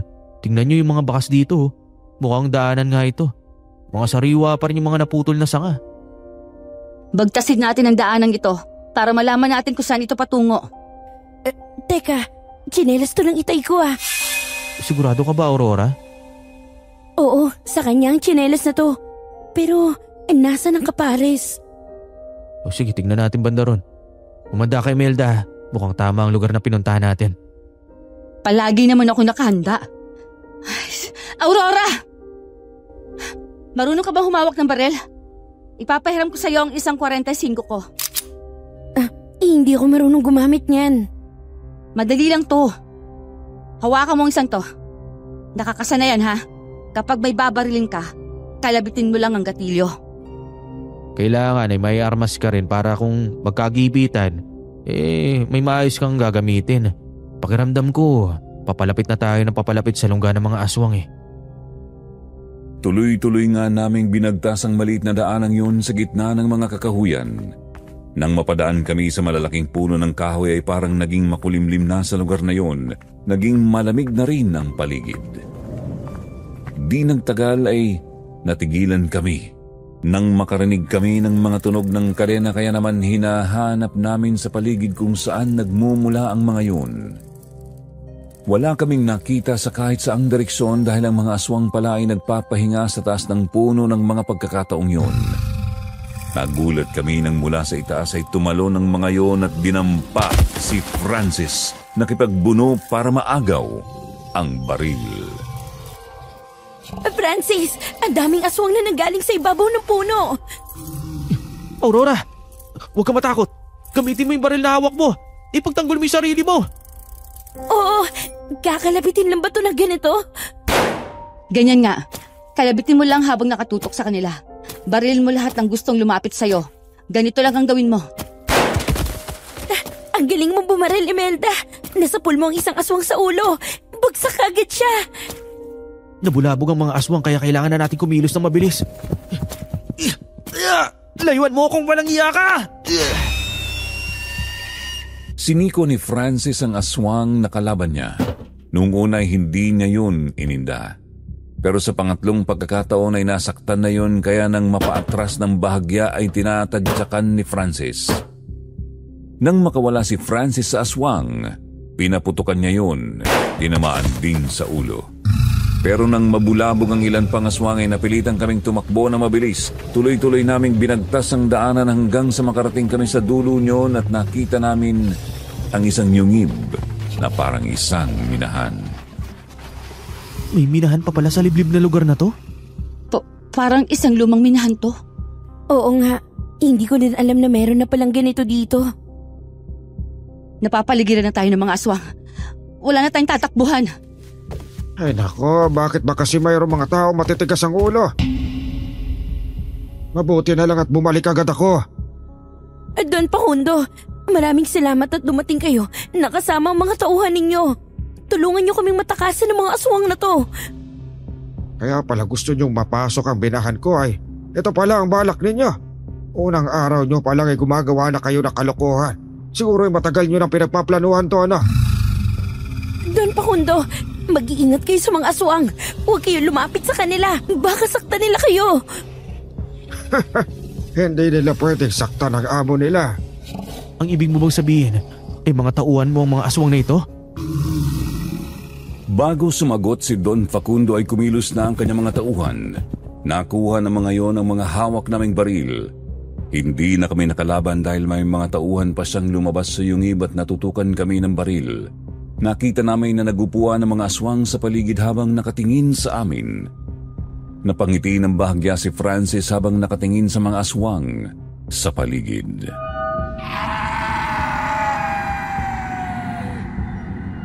Kung ganon, ikaw pala ang amo ng mga aswang na to. Takot sila sa iyo eh. Isang tingin mo lang ay kusa na silang yumuyo ko na parang isang asong turuan. Matalino ka, bata. Sila ang aking mga tauang nagtatago sa lumang binahan na ito. Mga lihim ko silang tauan na siyang gumagawa ng mga inuutos ko pagdating sa gabi. Ikaw ang may kagagawa sa pagkawala ng mga minero? Ipinadukot mo sa kanila mga sarili mong tauhan? Bakit ganon? Ang totoo ay hindi ko tauan ng mga minerong nawawala. Tauan sila ng kasosyo ko si Mr. Domingo. At pinagkatiwalaan niya ang ama ni Aurora. Nang makahukay kami ng malaking kahon ng ginto ay nag-uusap-usap sila na maghahatian sila sa mga minerong nakahukay. Hindi ako pumayag, kaya nauwi yun sa pagtatalo namin ni Mr. Domingo. Kaya ba nagpatawag ka ng pagpupulong? Oo, nagdumating sa pulong ang iyong ama at ang iba pa niya mga kasamahan ay hindi ko sila binigyan ng pagkakataong makauwi pa. Dahil naging saksi sila sa pagpatay kay Mr. Domingo. Hinuli ko lang sila at ikinulong. Ikinulong mo sila? Saan mo sila ikinulong? Sa yungib na yan sa likuran mo. Lahat ng mga minerong nawawala ay nandiyan nakakulong. Pero malapit na ang oras na kanilang paglaya at kapag dumating ang oras na yon, magiging katulad din sila ng mga aswang na ito na sumusunod at sumasamba sa akin. Kung tauhan mo sila, bakit mo pinatay ang sugat ng aswang?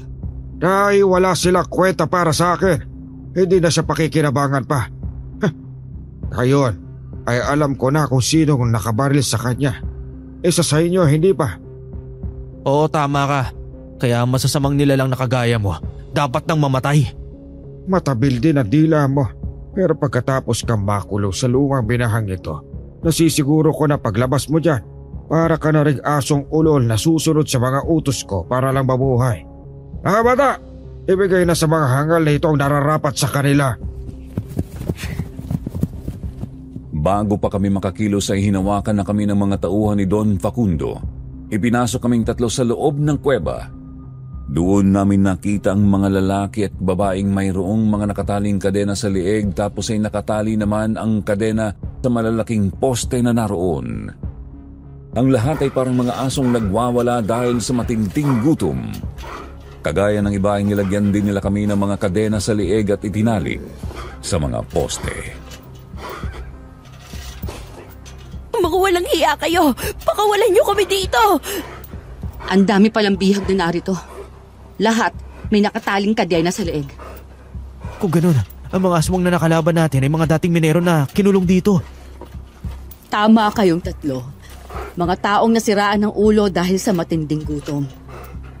Aling Lani, buhay kayo? Oo, Aurora. Buhay ako, pero parang hindi ko na kayang tumagal. Gutom na ako. Ilang araw na akong hindi kumakain. Pero bakit ang ibang mga nakakulong dito nananatiling buhay? Kahit matagal nang nakakulong dito. Yon ay dahil napilitan silang kumain ng mga hilaw na karne ng tao. Nabaliw na sa gutom ang karamihan, kaya para na silang mga tigreng mababangis na ang gustong kainin, mga sariwang karne.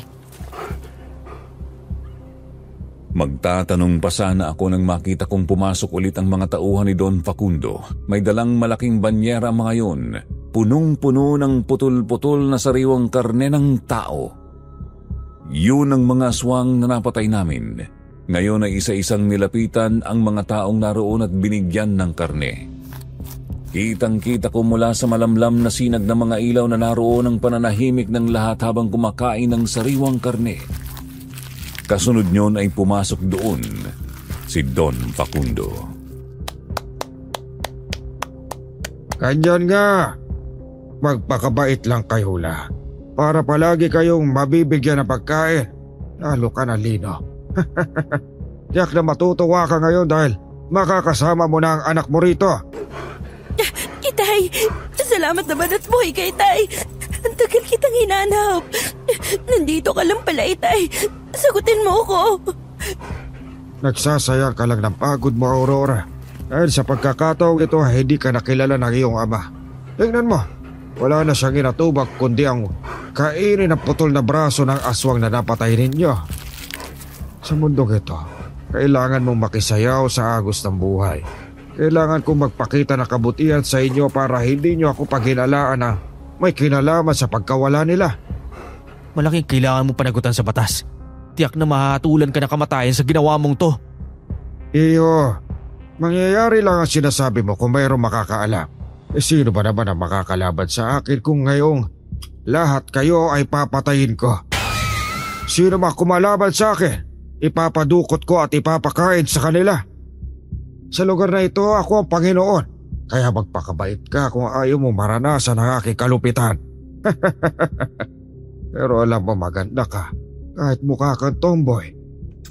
Tomboy talaga ako, Don Facundo. Marami na akong babaeng nakarelasyon at yung huli, nahawaan ako ng sakit kaya kung gusto mo ako, hindi naman ako tututol. Gawin mo ang gusto mo sa akin pero palayain mo ko. Ha? May sakit ka, nakakahawa. Pambihira, uminom pa naman ako sa basong inuman mo. Bakit hindi mo sinabi sa akin? Eh kung sinabi ko yun, tsak na pandidirihan mo ko. Luka-luka ka pala eh. Kaya pala nakakaramdam ako ng panghihina. Tsaka yung pag-ihi ko, iba na ang amoy. Nahawa na yata ako sa'yo. May sakit na nga talaga to si Imelda, kaya nga niyaya niya ako rito para malanghap yung sariwang hangin. Dito na nga niya pinlanong hintayin ang kamatayan niya. Pero dahil nahawa ka na rin ni Aurora, nako, magbilang ka na lang rin ng araw. Kitang-kita ko ang pagkadismaya sa mukha ni Don Facundo. Naniwala siya sa kalokohang naisip namin para hindi niya magawan ng kahalayan si Imelda. Galit siyang umalis at iniwanan kami, pero ang dalawa niyang tauhan ay nanatiling nakabantay sa amin. Makalipas ang 1 oras, umalis na rin ang 2 bantay. Muli kong tinawag si Itay pero hindi niya ako pinansin. Patuloy lang siyang kumakain ng hilaw na karne ng tao. Awang-awa ako sa kanya. Muli akong napaiyak.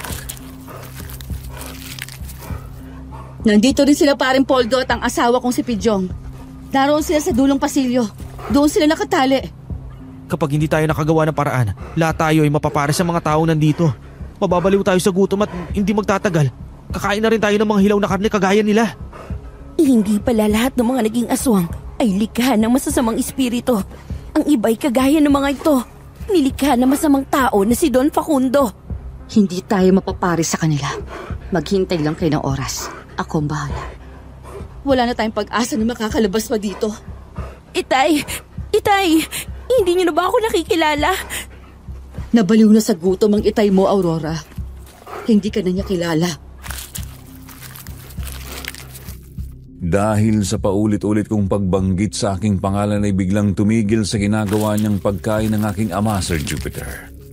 Napatingin siya sa akin nang tumayo siya at humakbang palapit sa akin. Kaso lang, hindi na niya naituloy dahil sa kadenang nakatali sa leeg niya. Hindi siya makakalayo sa kanyang pwesto. Narinig ko na binanggit niya ang aking pangalan kaya paulit-ulit ko rin siyang tinawag sa kanyang pangalan. Dahil doon ay umiyak siya ng malakas na katumbas ng pag-alulong ng aso. Kaya naman ang iba pang naroon na bihag ay parang naintindihan ang kanyang pag-atungal. Anong nangyayari? Bakit lahat sila parang nagiiyakan? Lahat silang nakakulong dito ay hindi nagsasalita. Nag-uusap na lang sila sa pamamagitan ng pag-ungol at pag-angil. Nagkakaintindihan ba sila sa ganun, Aling Lani? Sa palagay ko naman, nagkakaintindihan sila. Kasi, nung dumating ako dito at nakita ako ni Pidjong, umangil siya. Tapos sumagot naman ang iba pang narito ng malalakas na pag-angil na parang umiiyak. Kumbaga sa sundalo, parang nag-uusap sa pamamagitan ng Morse code. Kung ganon, malaki ang pagkakataon nating makatakas dito sa tulong din ng mga kasamahan nilang nakakalaya na ngayon sa labas ng yungib. Sa paanong paraan, Imelda? Kahit anong oras makakaya ko makawala dito, Aurora. Gamit lang ang hairpin ko. Kaya nga lang, baka salakayin ako ng mga nakakalayang mga aswang na tauhan ni Don Facundo. Mas mabuti kung bago tayo kumilos, maayos ng lahat. May plano ako. Subukan natin, Aurora. Anong plano, Imelda? Kausapin mo ang itay mo. Baka maintindihan ka niya. Sabihin mo sa kanyang kausapin niya ang mga kasamahan niya na panahon na para tumigil sila sa pagsunod kay Don Facundo. Kailangan sila ng kanilang mga pamilya. Tulungan nila tayong makalabas dito at labanan si Don Facundo. Tutulungan din natin sila makalaya sa pangalipin ni Don Facundo dahil kailangan din sila ng kanilang mga pamilya. Sige, isusubukan ko sabihin yan kay Itay. Baka nga makumbinsi niya ang mga kasamahan niya dahil siya naman ang pinuno ng samahan ng mga minero dito. Kinausap ko nga si Itay at sinabi ko sa kanya ang mga sinabi ni na Francis at Imelda. Kasunod nyon ay umatungal si Itay ng sunod-sunod habang ginagawa niya yon ay tumitingin siya sa magkabilang direksyon. Kaya naman ang lahat ng naroon ay tumahimik at pinakinggan siya. Paminsan-minsan ay mayroong sumasagot sa pamamagitan ng pag-angil din. Maya-maya lang ay nakarinig kami ng mga yabag ng mga aswang habang hinihila ang mahahabang kadena na nakalagay sa kanilang mga leeg. Lumapit ang mga yun kay Itay at nag-usap sila sa pamamagitan ng pag-atungal na parang aso. Anong nangyayari, Aling Lani? Hindi ko alam kung anong magiging usapan nila, Aurora. Pero sa tingin ko, ang iba sang-ayon sa gusto ng itay mo. Pero ang dalawang malaking aswang na yon, parang kontra sila. Oo, tama ka, Aling Lani. Yung dalawang yon na palaging tumitingin sa atin ang kumukontra. Nahalinti ka na, Francis. Mukhang hindi magandang naisip natin ah. Tingnan mo, papalapit na sa atin ang dalawang malalaking aswang. Sa palagay ko, hindi sila nakumbinsi ng ama ni Aurora. Naku naman, hindi na nga to maganda. Inaamoy-amoy na ako nitong isang aswang. Tapos tinitingnan ako na malapitan. Kadiri, ang baho ng hininga. Amoy bulok na karne. Ako din. Hinawakan pa ako sa bewang ng isang to. Hindi yata alam na meron akong kiliti sa bewang. Ako naman. Umayos kayong dalawa. Tumingin kayo ng diretso sa kanila dahil inaalam nila kung totoo nga ang sinasabi ni Mang Lino. Parang tama nga kayo, Aling Lani ah. Kasi ayan pa yung iba oh. Naglalapitan pa sa atin. Huwag kayong matakot. Panindigan natin yung sinabi ni Mang Lino na makakaya natin silang mapalaya sa kalupitan ni Don Facundo. Di nagtagal, muling binalikan ng mga aswang ang aking ama. Muli silang nag-usap sa pamamagitan ng pag-angil. Nagulat ako nang muli kaming balikan ng mga aswang at hinawakan kami sa ulo. Hinimas-himas habang nakangiti. Noon pumasok ang isang tauhan ni Don Facundo na mayroong hawak na baril. Sumigaw yun para paalisin doon ang mga nakalalayang aswang. Nang umangil ang malaking aswang ay nagpaputok ang gwardya para takutid lang sana ang mga aswang, pero naggalit ang mga aswang at isinalakay yun. Kinagat at pinatay, kaya nang makita yun ni Imelda, ginamit na niya ang kanyang hairpin para makalas ang lock ng kadenang nakalagay sa leeg niya. Ito na ang magandang pagkakataong hinihintay natin. Nakumbinsi ng ama mong lahat ng aswang na kumampi sa atin. Ayos to. Pakawalan mo na ako, dali. Ayun! Nandun yung susi sa bewang ng gwardyang pinatay ng mga aswang. Kunin mo dali! Yung aswang, siya na ang kumuha ng susi at pinalaya ang ama ni Aurora. Pinakawala na rin niya ang iba pa. Ayos! Kung ganun, pakawalan mo na rin yung iba. Oo naman! As your wish, my dear cousin. Tuwang-tuwa ang lahat na makalabas sa minahang ito. Humanda ka, Don Facundo. Dumating na ang pinakamasama mong panaginip. Tama ka, Aling Lani. Ang halimaw na ginawa niya, yun din ang papatay sa kanya. Ilang sandali pa nga ay nakawala na mula sa pagkakagapos ng kadena ang mga nakabilanggo sa minahang yun. Naguunahang lumabas pero maririnig ang malalakas nilang pag-angil na nagpapakita ng matinding galit. Nang makalas naman ni Imelda ang kadena sa aking lieg ay nilapitan ko ang aking itay. Niyakap ko siya. Ramdam ko ang malakas niyang pag-iyak. Matapos ay lumingon siya sa kaliwang direksyon. Lumapit sa kanya sina Mang Poldo at Mang Pidyong matapos ay nagmamadali na silang lumabas na tatlo. Ang walang hiyang pangit na Pidyong na to. Abay, hindi ba lang ako pinansin? Parang hindi ako kilala ng walang hiya. Nangihina pa naman ako. Hindi man lang ako binuhat. Huwag ka na mainis, Aling Lani. Ang mahalaga ay makakalaya na tayo dito. Kailangan na nating umalis dito para tulungan ang mga aswang na kalabanin ng mga tauhan ni Don Facundo. Halika na, Aling Lani. Tutulungan ka na namin makalabas dito. Sige na, mauna na kayong lumabas. Makakaya ko namang lumabas dito. Ako nang bahala sa aking sarili. Tulungan ninyo ang mga aswang. Sigurado ba kayo, Aling Lani? Oo, Aurora. Wala na akong dapat na ikatakot dahil wala nang aswang na mananakit sa atin dahil kakampi na natin sila. Nang marinig namin ang sinabi ni Aling Lani ay lumabas na kami ng yungib.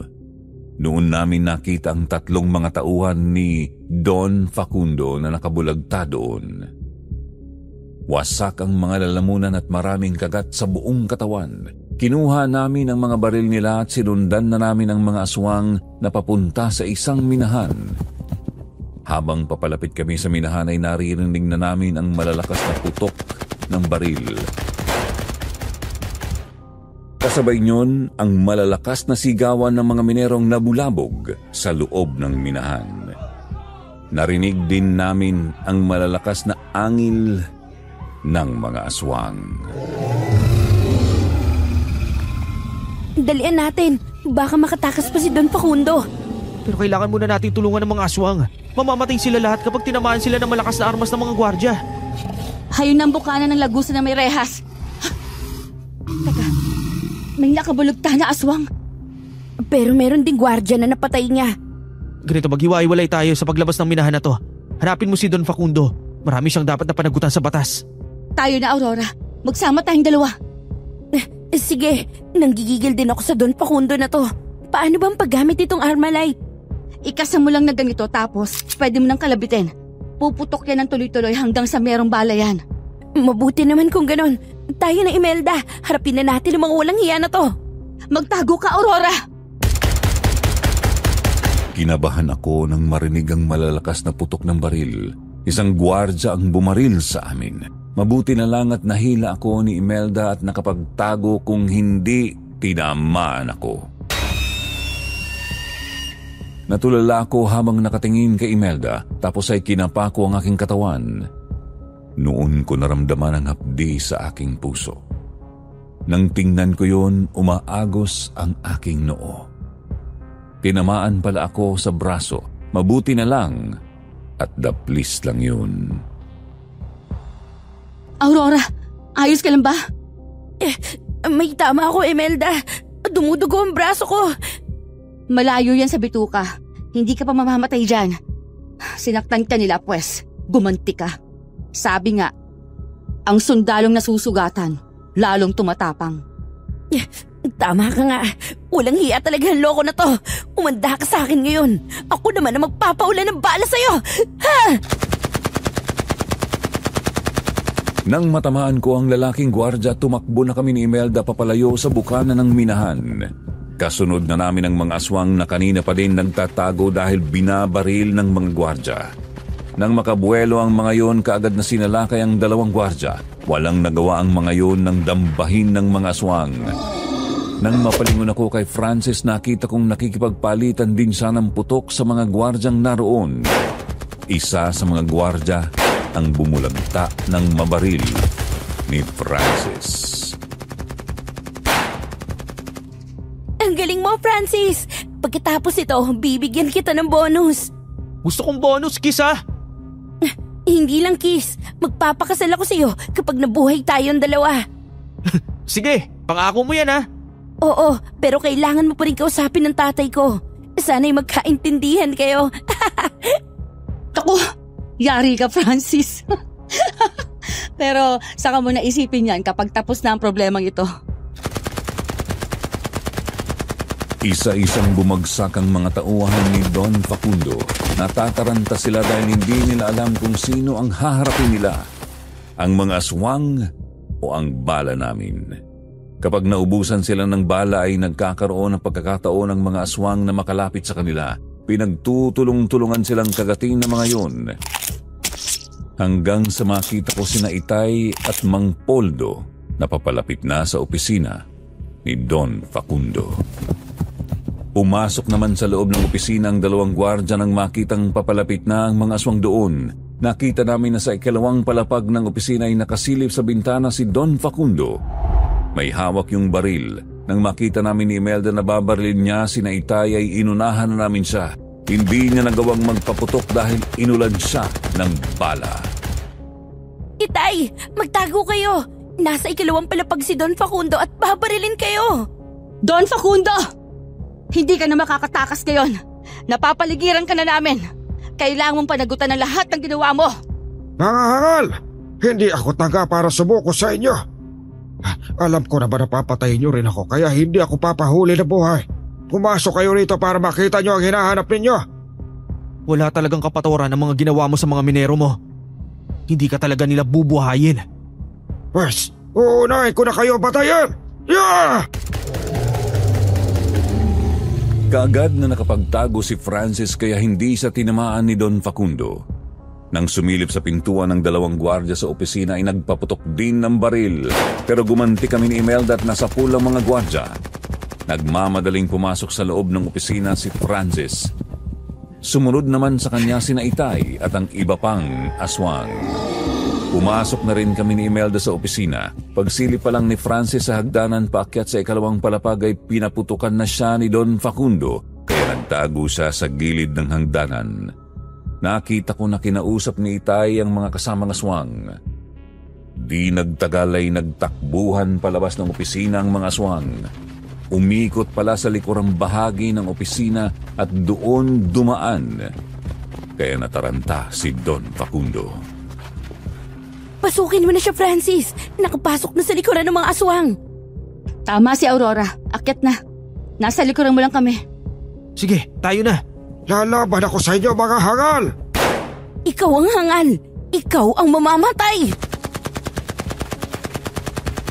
Nang makapasok sa kinaroroonan ni Don Facundo ang mga aswang na pinangungunahan ni Itay, nataranta na yun. Hindi na niya magawang palitan ng magasin ang baril na naubusan ng bala. Tumakbo sa palabas ng kwarto pero naroon na kami sa hagdanan kaya't nahuli na namin siya at inilabas ng opisina. Naroon na sa labas ang mga aswang na nabuhay at ang iba naman ay mayroong mga sugat. Itinulak ni Francis si Don Facundo. Paluhod yung bumagsak sa lupa. Nang iangat niyon ang ulo ay nakita niyang nakapaligid na sa kanya ang mga taong ginawa niyang halimaw. Parang awan niyo na, Aurora. Tulungan niyo ako. Huwag niyo akong ibigay sa mga taong ito. Kung gusto niyo, babayaran ko kayo. Bibigyan ko kayo ng ginto. Oh, bakit natatakot ka sa kanila?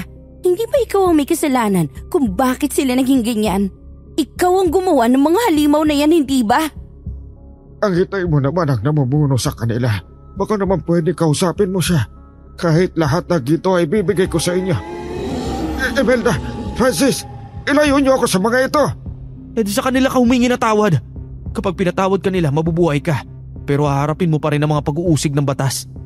Marami kang ipapaliwanag kagaya ng pagpatay mo kay Mr. Domingo. O paano, Don Facundo? Sila Mang Lino na ang bahala sa'yo, ha? Huwag niyo akong iwan sa kanila! Wah! Pinagkaguluhan na ng mga aswang si Don Facundo. Sa sobrang galit ng mga yon ay nagkapira-piraso ang katawan ni Don Facundo. Matapos na mamatay yon, naglapitan sa amin ang mga aswang na naroon. Lahat sila ay nakangiti at natutuwa. Lalo na ang aking ama. Ngayon, malaya na po kayo sa pang-aalipin ni Don Facundo. Sana po huwag na kayong kumain muli ng hilaw na karne. Sanayin niyo muli ang inyong mga sikmura na kumain ng lutong pagkain. At sana, huwag na rin kayong pumatay at kumain ng mga tao. Sabihin mo sa itay mo na gawin ang mga sinabi mo para maintindihan nilang lahat. Itay, pakisabi sa kanilang lahat ang sinabi ko. Sumang-ayon naman si Itay. Kinausap niya sa pamamagitan ng pag-angil ang mga minerong naroon. Sumang-ayon naman ang lahat sa kanya. Matapos ay isa-isang nagsialisan na ang mga yon. Noon naman dumating sina Aling Lani at Aling Norma. Malayo pa lang ay narinig na namin ang malakas na boses ni Aling Norma. Pero nang malaman niya ang kalagayan ni Mang Poldo, bigla siyang bumait sa takot na kagatin ni Mang Poldo. Ganoon din si Aling Lani, kinausap nila ng maayos ang kanilang mga asawa.